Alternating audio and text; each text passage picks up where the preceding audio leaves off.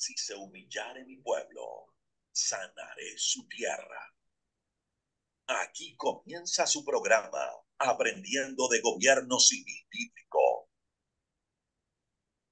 ¿Te has preguntado cuál es la forma de gobierno correcta propuesta en la Biblia para una persona, una familia y una nación? Tus respuestas aquí con el doctor Ricardo Molina, director de la Facultad de Educación de la Universidad de las Naciones en Bucaramanga, Colombia. Bueno, les damos un Aquí, cordial saludo. Bienvenida para todos nuestros oyentes, para cada uno de los seguidores de nuestras redes sociales. Y pues un cordial saludo para las personas que nos escuchan a través de este medio, Busco en Ti Radio Online, porque recuerda que donde estás no es el final. Continuando con nuestra programación, contamos con la presencia el día de hoy de Juan Carlos Polanco, en nuestro segmento de Gobierno Civil Bíblico, y la invitada especial también para el día de hoy, Alba Patricia. Bienvenidos, ¿cómo están? Hola, hola, Jorgito, buenas tardes. Bendiciones, sí. Como día lunes comenzando con todo el ánimo, con todas las ganas, las expectativas, digamos. Damos las gracias a quienes nos están escuchando y apoyando en vivo y a aquellos que nos van a hablar, o sea, nos van a mirar, a aprender de nosotros, digamos, de aquello que estamos enseñando por diferido. Entonces, hemos estado hablando la semana pasada y durante casi las últimas semanas, cómo se compone la república, qué es una república, la democracia es buena o es mala, cómo es la verdadera democracia, cómo debe ser todo, ¿cierto? Entonces, ya para ir terminando el tema, es bueno que marquemos, digamos, las estructuras esenciales para una república bíblica, para lo que es una república a la manera de Dios, como debe ser. Entonces,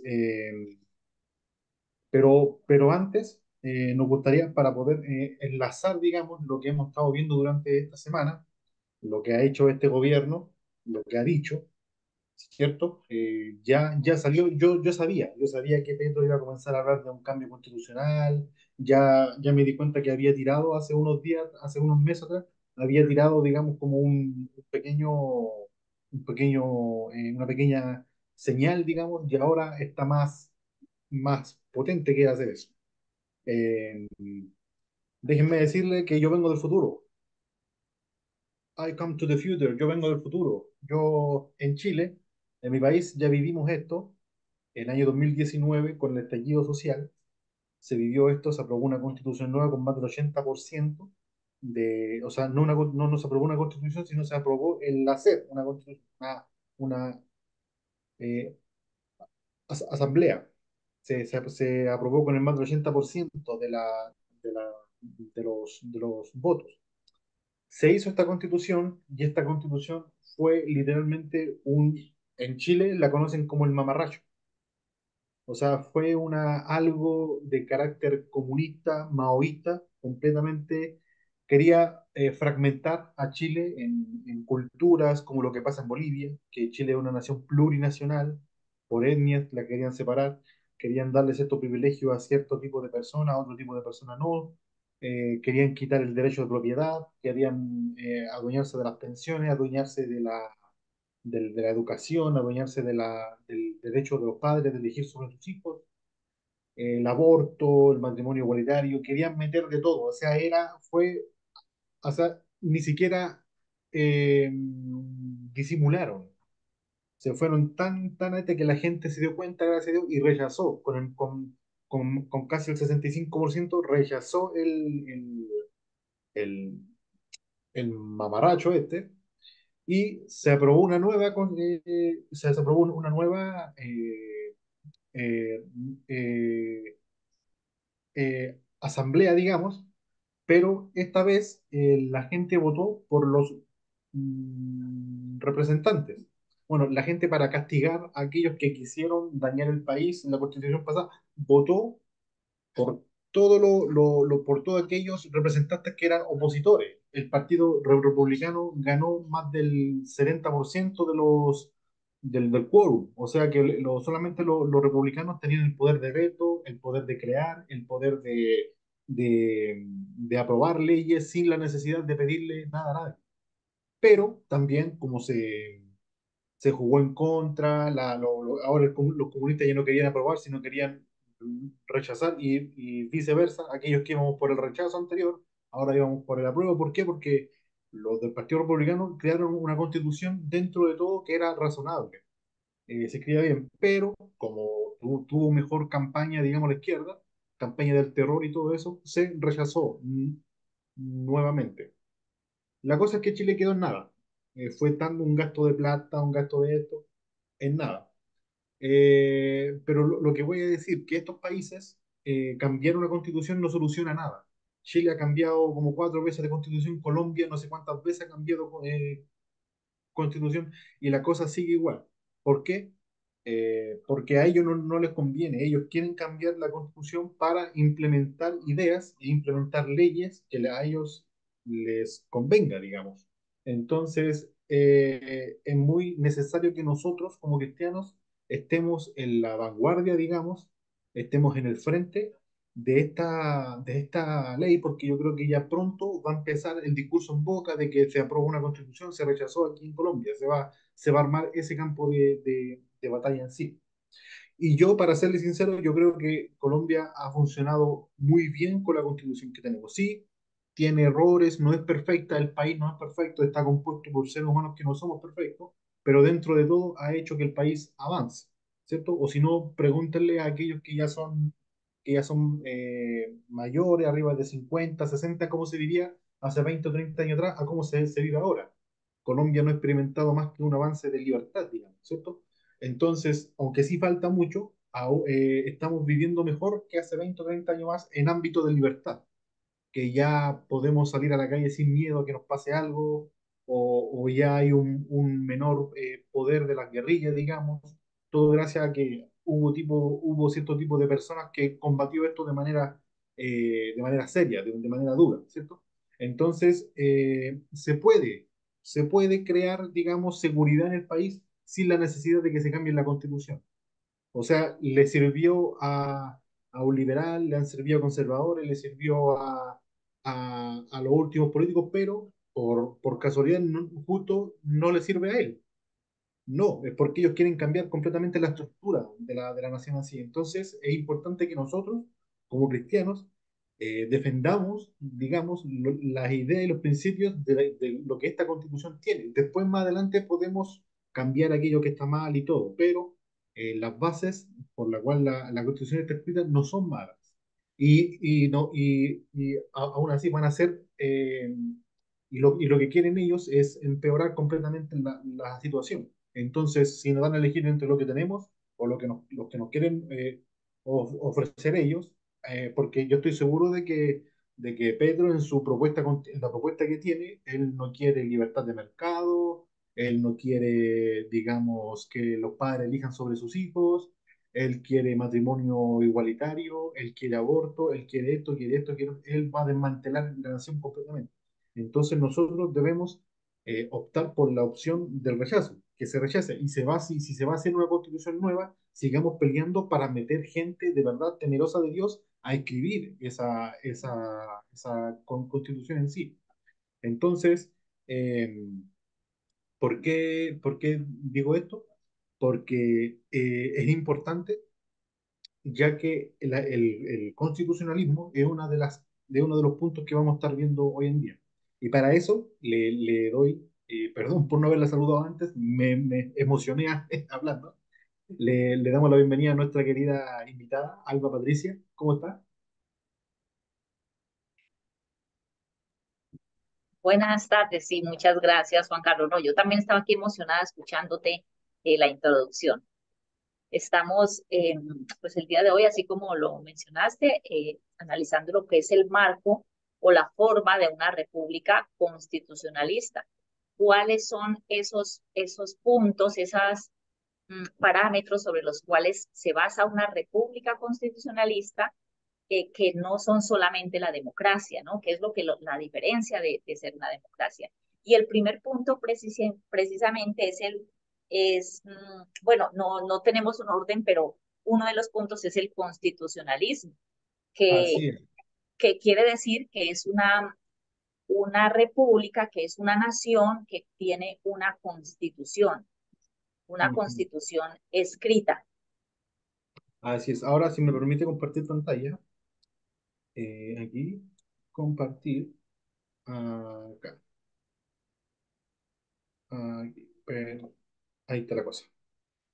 Yo puse aquí, la democracia necesita ser definida dentro de un marco que sea eficiente en una república y evitar los errores democráticos de la historia. ¿Por qué digo esto? Porque hemos estado hablando todo este tiempo de que una democracia sin temor de Dios se convierte en algo malo. Una democracia es la tiranía del 50+1. Entonces, si esta herramienta, esta espada de doble filo, si no es utilizada por gente sabia, se puede convertir en algo terrible. Imagínense con que ahora este señor anima e incentiva a la gente a que se vote una nueva constitución y eligen, a través de la democracia, eligen personas que no sean temerosas de Dios. ¿Cuál va a ser el resultado de este tipo de actos, ¿cierto? Entonces, pese a que la democracia es la autonomía del pueblo, sí, pero el pueblo debe ser sabio, debemos saber cómo elegir las cosas y es por eso importante, como decía usted, Alba, que nosotros establezcamos cuáles son los marcos para una república constitucional, ¿cierto? Aquí dice, ahora veremos 7 estructuras básicas de gobierno que existen en la Biblia y que son necesarias para proteger y asegurar los derechos individuales y las libertades. Estas constituyen la estructura esencial de un gobierno piadoso, o sea, de un gobierno justo, ¿cierto? Entonces, aquí yo hice digamos,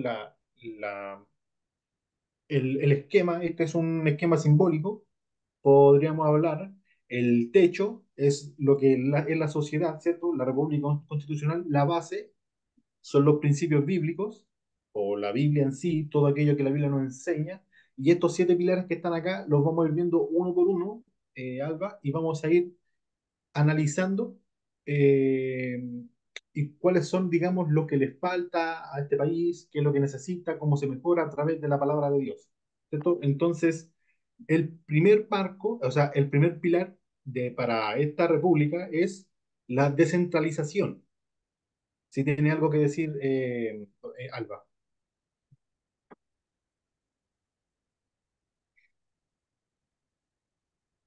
¿No? A ti, perdón. Ya, la descentralización, sí, señor, o federalismo también se conoce en También. el estado del norte. Ajá. Bueno, la tendencia, esto surge por la tendencia pagana de centralizar el poder. Vemos cómo en Génesis 11 nos relata la escritura la primera intención del hombre de centralizar el poder, que se llevó a cabo en Babel con el señor Nimrod. Eh, y cómo Dios descendió y dijo, esto no puede ser. Él les había mandado a llenar la tierra, a esparcirse, pero ellos estaban centralizados allí.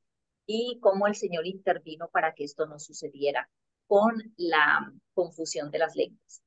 Luego, en Éxodo 24 y en Números 11 podemos ver cómo la República Hebrea, cómo los hebreos dividen su gobierno con la instrucción de Jetro, pues el suegro de Moisés, para ellos empiezan a gobernarse por tribus, por familias, y los ancianos se hacen en las puertas para atender los casos del pueblo directamente. O sea, el objetivo de esta descentralización es hacer que el pueblo esté más cerca del gobernante, no solamente para que tenga atención de ese gobernante, sino para que pueda vigilar, para que pueda controlar que el vigilante, que el gobernante esté actuando de forma congruente con la ley sobre la cual gobierna.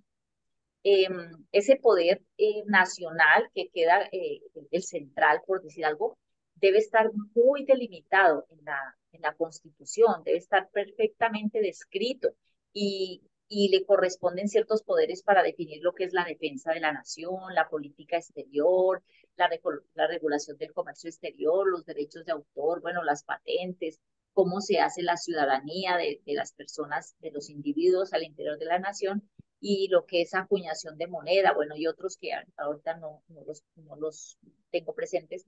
Eso es lo que quedaría en el gobierno central, pero los gobiernos locales o regionales, los que están más cerca del pueblo, tienen todos los demás poderes, tienen que estar sujetos a ellos para regular las normas de tráfico, las obras que se van a hacer allí, los procedimientos de votación, bueno, todo lo que tiene que ver con el orden dentro de esos territorios. Cosas Sí. que Adelante, le perdón. corresponden simplemente, sí, le corresponden a los gobiernos locales.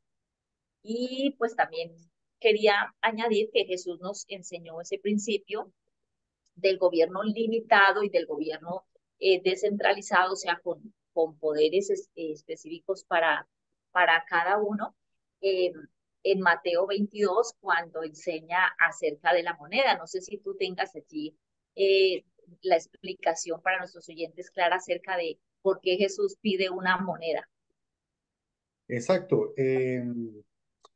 Ahí cuando Jesús le pregunta a la gente, le dice, obviamente le dice a la gente, cuando le preguntan, obviamente era una pregunta tramposa, lo que le hacen los fariseos, y le dicen, no solamente los fariseos, se habían aliado con los mismos romanos que recaudan impuestos para, en un caso de que dice que sí, los fariseos, y en un caso de que dice que no, los romanos le iban a matar. Entonces era una pregunta tramposa que le habían hecho a Jesús. Pero Jesús, en su sabiduría, dice, bueno, ¿de quién es la imagen que tiene esta moneda?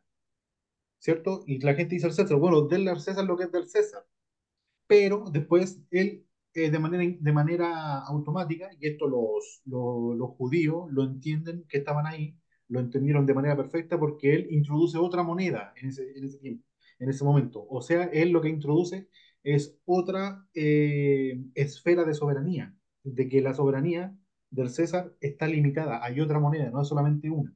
Entonces, él dice, denle al César lo que es del César y denle a Dios lo que es de Dios. Entonces, ahí lo que Jesús hace es marcar la soberanía del César, que el César tiene un cierto límite, y su límite es externo, pero lo que nosotros debemos darle a Dios, el César no tiene el límite ahí.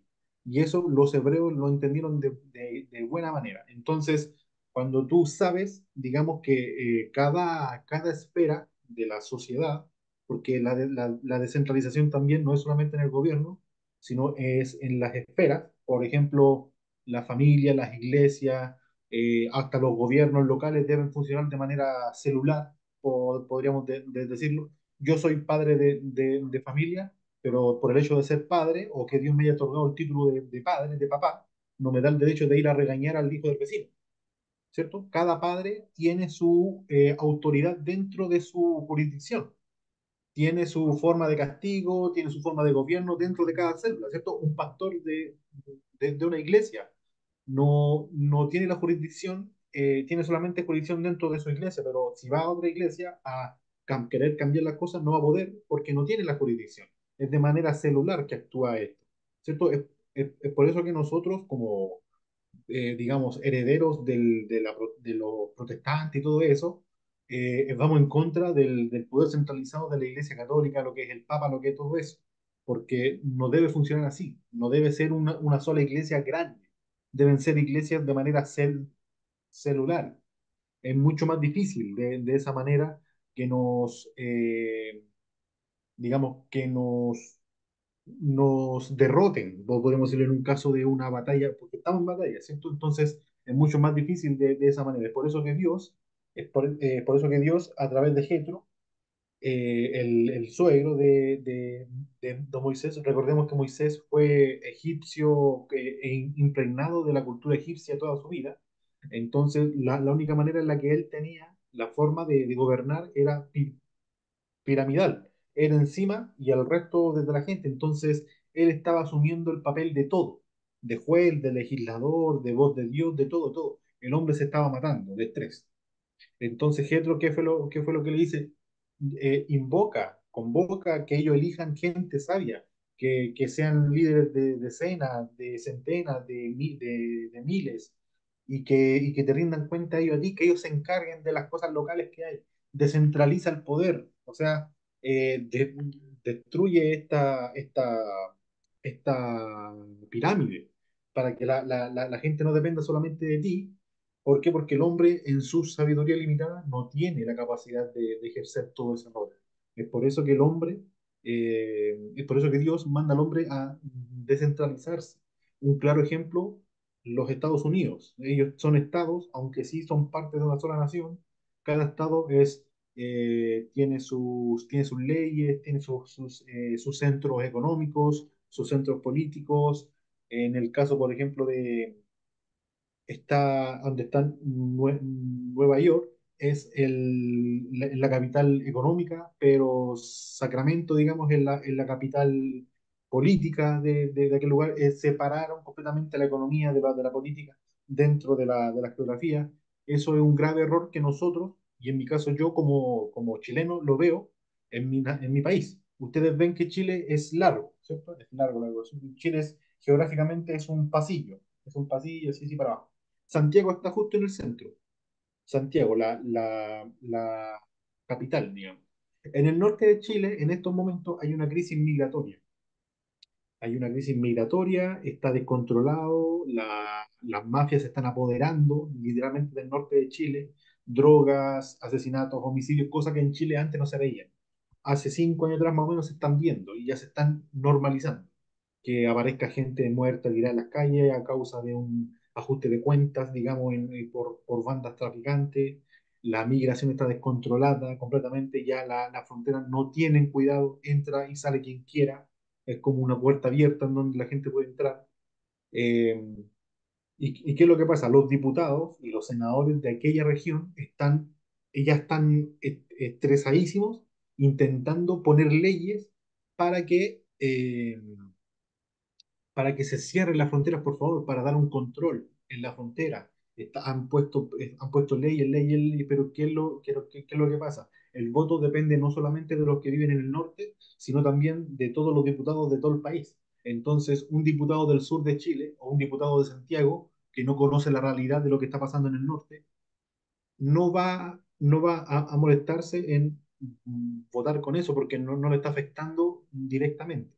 Entonces es importante descentralizar para que cada región analice cuál es su problema y a través de digamos, de su capacidad de generar riqueza, tampoco le conviene a Santiago soltar el norte porque es donde está toda la minería y eso es, digamos, es el sueldo de Chile, el cobre, todo eso, es por eso, porque no le conviene soltar eso. Entonces, en los votos, digamos, de controlar la frontera, casi nunca se aprueban. ¿Por qué? Porque votan personas que no conocen la realidad del país. Deben estar allá, deben conocer cómo está viviendo la gente, o si yo creo que si le dieran una autonomía de votar y de hacer algo a la gente de ese sector, lo harían inmediatamente porque la gente la está pasando mal de verdad. Lo mismo pasa en la zona centro-sur, en la zona de la Araucanía, donde están las guerrillas mapuche y todo eso. La gente pide por favor que los militares salgan a la calle, pero como nos están gobernando políticos de izquierda que le tienen fobia a los soldados, a los uniformados, no quieren saber nada de ellos. Entonces dicen, no, no, no, se puede solucionar de otra manera. ¿Qué es lo que pasa? La guerrilla mapuche están quemando hectáreas de bosque, secuestrando gente, baleando personas, la gente que no vive tranquila. Entonces, la última vez, digamos que se hizo un voto, se hizo una encuesta grandota en ese sector, más del 85% pidió por favor que los militares salieran a la calle. Y aún así no se votó. ¿Por qué? Porque vive gente que no vive ahí. O sea, vota gente que no vive ahí. Entonces no conocen la realidad. Entonces es importante no mantener centralizado el poder tanto económico como político en un solo sector. Debe estar separado completamente. El caso de Chile es un claro ejemplo de eso. Entonces ahora vamos. Ah, disculpe, Alba, ¿quiere hablar?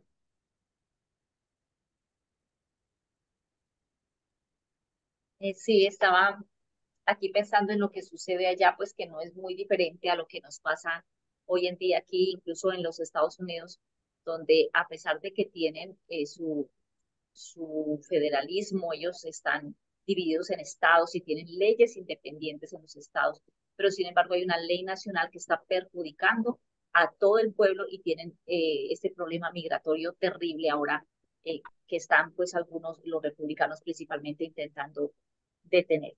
Por eso esas leyes particulares deben estar a cargo de los gobiernos locales, porque solamente el gobernante local que tiene a su pueblo allí enfrente es el que sabe cuáles son sus necesidades, cuáles son los focos en donde tiene que prestar atención en cuanto a la seguridad y a la justicia principalmente, que son que son los roles del gobierno civil. Así es.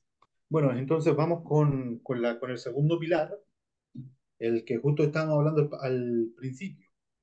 Este es el constitucionalismo, ¿cierto? Es importante que nosotros, cualquier sociedad, digamos, sociedad civil que sea bien organizada, todo, tiene una ley, tiene una base, una constitución en sí, y la respeta. Obviamente no porque no le gusta cierta cosa la va a cambiar a cada rato, ¿cierto? Entonces es importante que nosotros, eh, eh, digamos, copiemos aquello que la Biblia tiene, porque la cultura hebrea en los tiempos de Moisés era una república, se guiaban por una ley que les dio Dios, y de ahí sacaron, obviamente les dio el decálogo, y después sacaron la ley completa, y ellos a través de eso lograron establecer este tipo de política, de gobierno. Sí, Entonces es importante que nosotros hablemos de eso, Álvaro. ok. Bueno, entonces vamos a tomar como medida, así como lo dijiste, la Biblia. Vemos que el constitucionalismo o la constitución nació con la República Hebrea. En el libro del Éxodo, en el capítulo 19, vemos cómo Moisés le presenta el libro del pacto al pueblo. En el monte Sinaí surge esto. Y presenta el libro del pacto al pueblo y trae de allí el decálogo y las leyes anexas, que son las que ellos tienen que leer. Luego también vemos, es importante que ese decálogo no fue simplemente impuesto, como tenemos esa creencia de pronto antes de leer con detenimiento y estudiar estos aspectos, teníamos la creencia de que Dios simplemente impuso su ley y la tienen que cumplir, pero no fue así. Esta, esta constitución, estas leyes de Dios fueron tenidas en cuenta, fueron basadas en el consentimiento de los gobernados. En el Éxodo capítulo 24 vemos cómo Moisés repite, vuelve y lee la ley al pueblo, la entrega, primeramente se la entregó a los ancianos, no dice cuánto tiempo la revisaron ni nada, solo dice que las ancianos recibieron, la presentan al pueblo, luego Moisés la lee y vuelve y pregunta al pueblo. Y el pueblo mismo es el que acepta y dice todo lo que Dios ha dicho, y para que el pueblo diga todo lo que Dios ha dicho, quiere decir que ellos leyeron, tuvieron la oportunidad de conocer ese contenido. Dice, todo lo que Dios ha dicho, eso haremos. Entonces el pueblo consintió en aceptar esa ley. Así que no solamente el pueblo, sino que además los gobernantes también se obligan a gobernar bajo esa constitución. Entonces Así, tenemos primero, se establece una constitución que es bajo el consentimiento de los gobernados, ellos tienen que aceptar esa constitución, lo vemos en el Éxodo 24, y luego, por ejemplo, en el Deuteronomio 17, del 14 al 20, vemos como el gobernante se obliga a gobernar bajo esa constitución. Ah, llámese cual sea el rey, todos los reyes de Israel iban y juraban gobernar bajo esa ley del Señor, que era la que protegía al pueblo de los extranjeros, de ellos mismos, de sobrepasarse y de que los gobernantes usaran el poder sin freno. Entonces, un gobierno de libertad será un gobierno de leyes y no de gobernantes. Como está en el Credo Junior, no sé si alguno de ustedes lo conoce, pero ellos dicen que los gobiernos deben ser de leyes más que de hombres, porque cuando hay una constitución, el gobernante y los gobernados están bajo la ley. No votamos, exacto. entonces, ¿cierto? El pensamiento de una persona, sino por una persona que cumpla con esa ley y haga cumplir esa ley. Así, bueno, y el último aspecto que notamos también de esa ley en cuanto a la Biblia es que esa ley debe estar escrita para que no sea olvidada. Por eso todos los ciudadanos en Colombia podemos salir allí al parquecito o a la librería y comprar nuestra constitución de 1991, que es la que está vigente todavía, y leerla, tenerla en nuestra casa para no olvidarla y para poder, con esa ley, no solamente saber cuáles son nuestros derechos, sino también cuáles son nuestras responsabilidades y los límites que los gobernantes tienen. Así es importante este pensamiento porque es una base fundamental en los padres, en los reformadores, en los padres reformadores. Juan Calvino, en su respuesta al sacerdote, no me acuerdo cómo se llama el sacerdote, que cuando Suiza quería reforma, pero no quería tanta reforma, en 1492, 1459, si mal no me equivoco. Querían reforma, pero no querían tanta. Entonces expulsan a Juan Calvino junto con sus simpatizantes, con sus adherentes, porque consideraron que ya se estaba excediendo a la hora de volver a la Biblia. Y lo sacaron digamos, de su autoridad como reformador. ¿Qué fue lo que pasó? La Iglesia Católica Romana, al ver este acto de Suiza, pensó que Suiza quería volver a los brazos amados del de la catolicismo. Iglesia romana, del catolicismo. Y envían a un sacerdote, no me acuerdo el nombre del sacerdote, si es Clemente, no me acuerdo el nombre del sacerdote. Envían al, ¿cómo se llama? A este sacerdote, lo envían a convencer a los altos mandos de Suiza y decirles que lo que estaban haciendo era pecado, que estaban desobedeciendo. Y el argumento que dio este señor, este sacerdote, fue que le estaban desobedeciendo a la ley máxima, o sea, a la institución máxima, que era el papado, era el emperador romano, eran ahí todas las máximas autoridades. Por eso estaban en pecado. Deberían eh, deberían devolver y arrepentirse del pecado en el que estaban, ¿cierto? Los suizos, que ya tenían reforma en su mente, se dieron cuenta de esto y volvieron a llamar a Calvino. Calvino le responde, se demora 6 días en escribirle una cartilla que hasta el momento es una de las cartas más importantes de la reforma. ¿Por qué? Porque refleja claramente lo que es la base de la reforma y cómo los países reformados adoptaron este tipo de, de estructura en sí. Juan Calvino le dice que lo más importante que la institución es la ley. Y mientras la institución no le esté haciendo caso a la ley, ellos están en el derecho y con su conciencia tranquila en desobedecer a dicha institución. ¿Por qué? Porque el Papa estaba haciendo algo que Dios no había mandado hacer.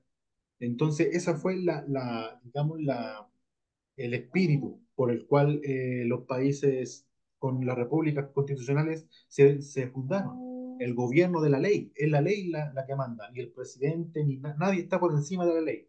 Nadie, ya no estamos viviendo en los tiempos en donde un gobernante mandaba capricho, no, porque ya tenemos un cuerpo compuesto de legisladores, de congresistas, un montón de una ley constituida que puede frenar este tipo de... Entonces, una constitución es una salvaguarda del pueblo en contra de los mismos gobernantes. Es un limitador. Nosotros debemos tener constituciones para poder limitarle el cerco, digamos, a los políticos, a los gobernantes, porque si no hay, ellos van a hacer lo que quieran. No sé si quieres seguir, doña Alba.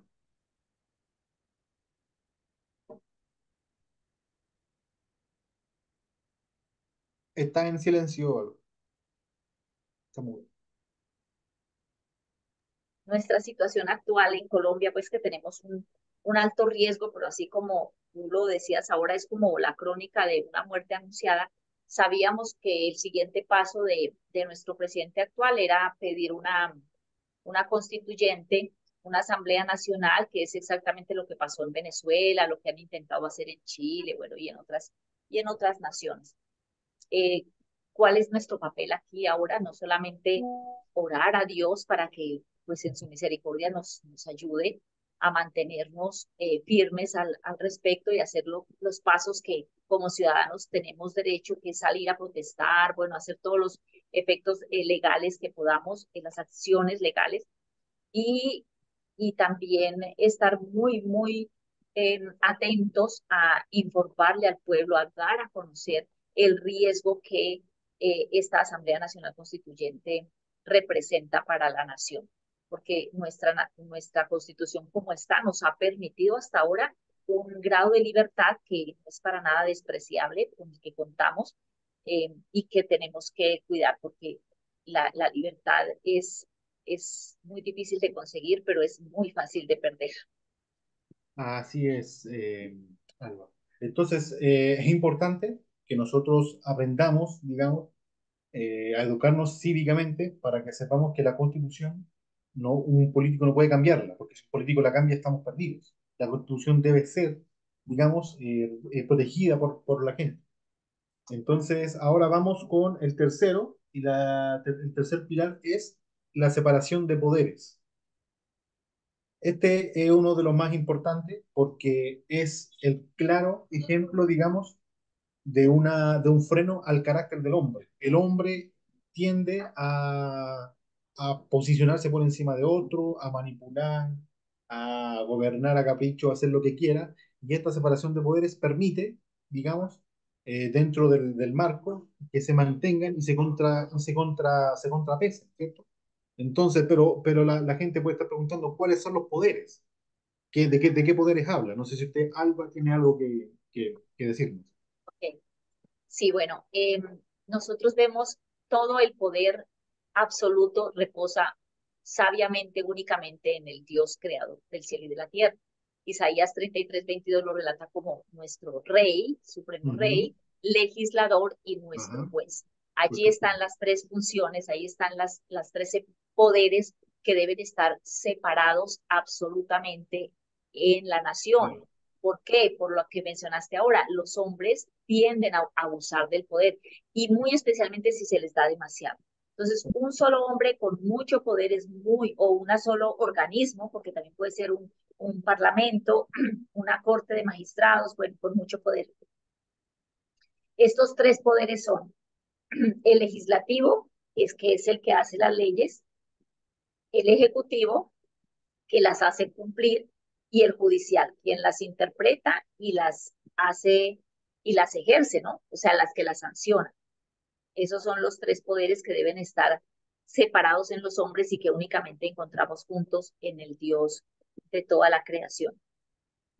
Así es, Alba. Y estos tres poderes deben vigilarse mutuamente. O sea, deben estar, los tres deben estar vigilándose y contrapesándose, ¿cierto? Este juego, hay un término inglés, inglés de Estados Unidos que hablan de este tema, de que no me acuerdo cómo se llaman, que se frenan y se contrapesan. Entonces tienen que estar siempre los tres equilibrados, vigilándose mutuamente y ninguno debe tener la autoridad por sobre otro. Y imagínense con que el poder legislativo tiene autoridad sobre los jueces, o que el poder ejecutivo tenga autoridad sobre los jueces. Ya hay ejemplos de esto en Cuba, en Venezuela, en Rusia. Hoy, ayer ganó Putin con el 88% de los votos, y es porque tienen a todos sus opositores presos y los otros están eh, inhabilitados. Inhabilitados, como en Entonces, Venezuela. ¿qué es lo que pasa cuando un ejecutivo tiene la autoridad de mandar a los jueces a inhabilitar a cierta persona?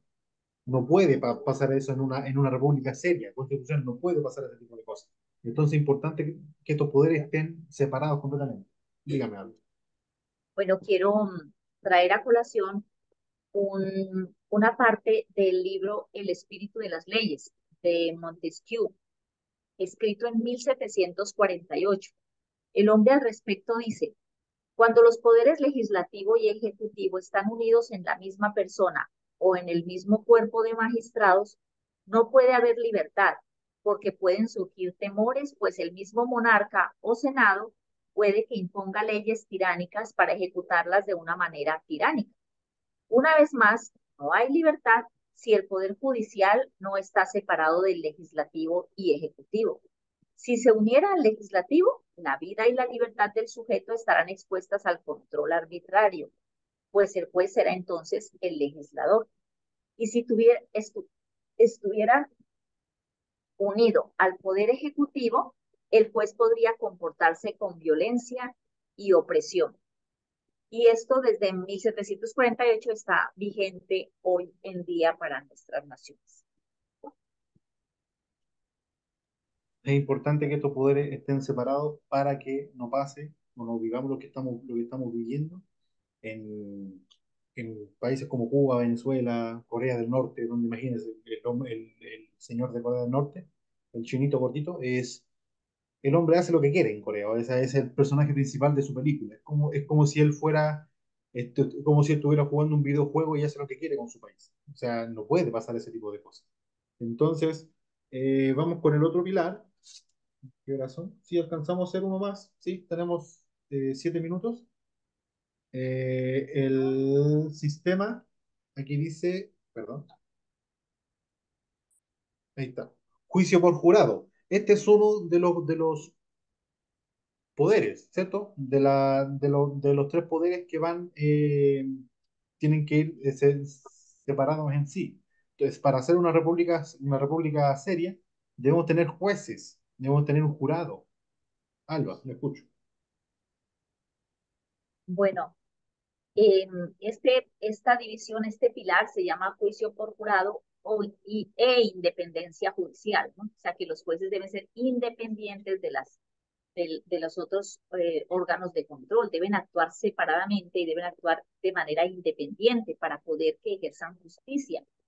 En nuestra nación no hay este sistema de juicios por jurado, pero en Norteamérica existen en la mayoría de los estados y se realizan diariamente, ¿no? Estas personas que forman parte del jurado deben ser de la misma comunidad o de la misma sector donde el acusado pertenece, y pues son personas que tienen una hoja de vida, digamos, jurídicamente impecable, no están acusados de nada.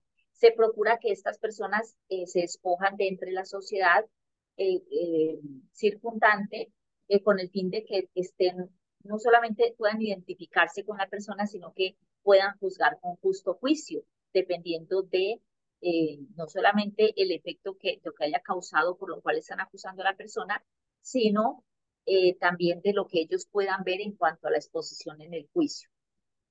En la República Hebrea también se enfatizó un poder judicial independiente e imparcial. Eso en las crónicas, lo podemos ver en el segundo libro de Crónicas, en el libro del Éxodo, y en el Levítico capítulo 20, donde especifica bien cómo son esta parte del manejo independiente de los jueces.